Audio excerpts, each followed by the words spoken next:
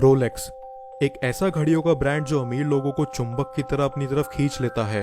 आपने अमीर लोगों को इस ब्रांड की काफी तारीफ करते सुना होगा। असलियत में रोलेक्स कला की बहुत सुंदर आइटम है, ना कि अमीरी की चीज। बहुत सारे लोगों के लिए रोलेक्स खरीदना अमीरों की सूची में आने का पहला कदम है। रोलेक्स का इतिहास सैकड़ों साल पुराना है और इस वीडियो में हम उसी के बारे में चर्चा करने वाले हैं। रोलेक्स की शुरुआत एक अनाथ जर्मन लड़के ने की थी जिनका नाम हेंस विल्सडॉर्फ था। अपने माँ बाप को 12 साल की उम्र पर खोने के बाद उनको एक बोर्डिंग स्कूल कोबर्ग में उनके रिश्तेदारों द्वारा भेज दिया गया था। हैंस ने अंग्रेजी सीखना शुरू किया और वो अंग्रेजी में इतने निपुण हो गए कि ग्रेजुएशन के बाद उनको एक ट्रांसलेटर के तौर पर स्विट्जरलैंड में जॉब भी मिल गई। क्यूनो कॉटन नामक कंपनी में हैंस को जॉब मिली और वो कंपनी स्विट्जरलैंड की सबसे बड़ी घड़ियों के एक्सपोर्टर्स में से एक थे। वहां काम करने पर हैंस घड़ी बनाने वाले कुछ बहुत प्रभावशाली लोगों से मिले। उनमें से एक थे हरमन एगलर, जो अपने पिता के निधन के बाद उनकी फैक्ट्री संभाल रहे थे। फैक्ट्री में घड़ियों के पार्ट्स बनाए जाते थे। अपने नए दोस्तों के साथ हैंस ने इंग्लैंड जाने का सोचा और 1905 में उन्होंने विल्सडॉर्फ एंड डेविस नामक कंपनी की खोज की। हैंस के ब्रदर इन लॉ का नाम डेविस था, जिसने कंपनी को फाइनेंस किया था।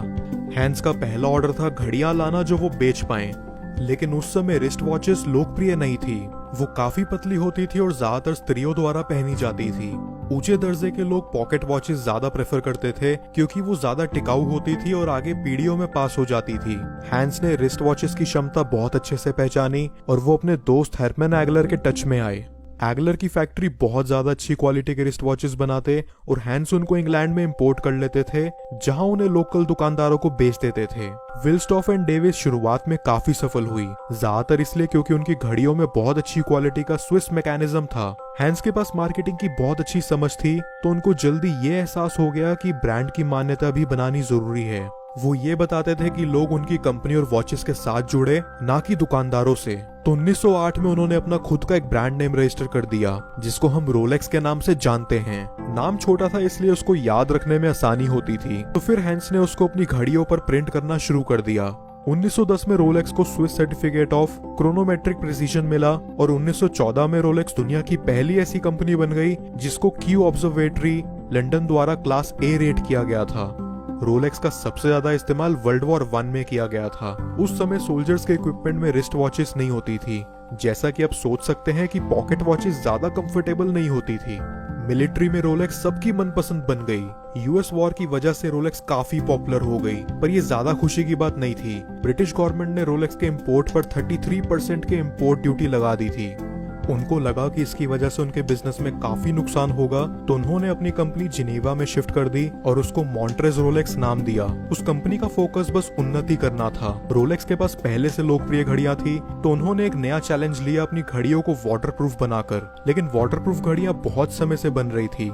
सबसे पहले ऐसी घड़ियां 1851 में बनना शुरू हुई थी, लेकिन ऐसी घड़ियों से कुछ ज्यादा सक्सेस हासिल नहीं होती थी। रोलेक्स ने उसको बदल दिया जब उन्होंने ऑयस्टर मॉडल बनाया 1926 में। ऑयस्टर की बनावट में दो प्रॉब्लम्स थी। पहली ये कि उसके केस को हर्मेटिकली सील करना और दूसरी उसके क्राउन को उससे अनसील करने से बचाना। क्राउन घड़ी के साइड में उस छोटी पिन को कहते हैं जिसकी मदद से आप टाइम सेट करते हैं। लेकिन स्विट्जरलैंड में एगलर के इंजीनियर्स ने दोनों प्रॉब्लम्स का सॉल्यूशन निकाल लिया था। उन्होंने एक सेल्फ वाइंडिंग मैकेनिज्म की खोज 1931 में की। उससे पहले आपको अपनी घड़ी को वाइंड करते रहना पड़ता था, वरना वो काम करना बंद कर देती थी। हैंस ने ऑयस्टर को प्रमोट करना शुरू किया। उन्होंने एक ऑयस्टर वॉच मर्सिडीज ग्लिट्स नाम की एक जवान लड़की को दी और 1927 में वो पहली ऐसी महिला बनी जिसने इंग्लिश चैनल, जिसकी दूरी करीब 33 किलोमीटर थी, के क्रॉस स्विमिंग की थी। पर जब लोगों ने उसके इस करिश्मे पर सवाल करना शुरू किया तो उसने दोबारा ऐसा करने का डिसाइड किया और उसने लगभग ऐसा कर भी दिया था, लेकिन एंड में कोस्ट गार्ड्स को उन्हें वापस खींचना पड़ा। ये करते उन्होंने ऑयस्टर पहनी हुई थी जिसने बिल्कुल सही टाइम ट्रैक किया। तब से रोलेक्स के चर्चे और भी बढ़ गए। 1950s में उन्होंने इस घटना को अपने प्रचार में भी इस्तेमाल किया। ये पहली बार था जब किसी सेलिब्रिटी की मदद से घड़ियों का प्रमोशन हो रहा था। रोलेक्स यही नहीं रुकी। 1933 लॉर्ड क्लाइडेस्डेल, जो कि हिमालय के ऊपर से उड़ने वाले पहले आदमी बने, उन्होंने एक रोलेक्स घड़ी पहनी हुई थी। 1935 में मैल्कम कैम्पबेल जमीन पर 300 माइल्स पर आवर की स्पीड तक पहुंचने वाले पहले आदमी थे और उन्होंने भी रोलेक्स पहनी हुई थी। और भी ऐसी बहुत सारी घटनाएं थी जिन्होंने रोलेक्स को बहुत फेमस कर दिया।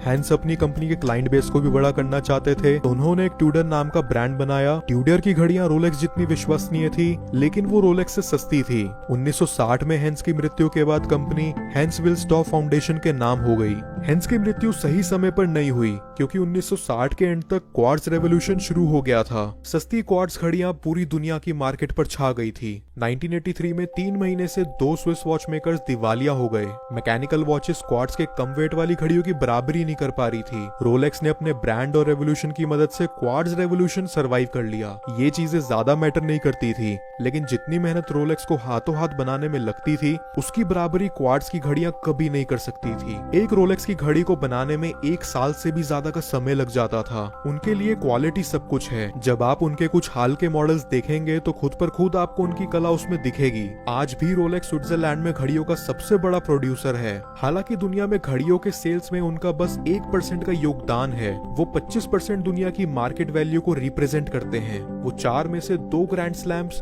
4 में से 2 गोल्फ मेजर्स, फॉर्मूला 1 चैंपियनशिप और 24 आवर लेमेंस रेस के ऑफिशियल टाइम कीपर हैं। ये बहुत प्रभावशाली है कि कैसे रोलेक्स एक सेंचुरी से सबसे ऊपर है। मुझे उम्मीद है कि आपको रोलेक्स की कहानी मजेदार लगी होगी। दोस्तों, इस वीडियो को लाइक और शेयर जरूर करें।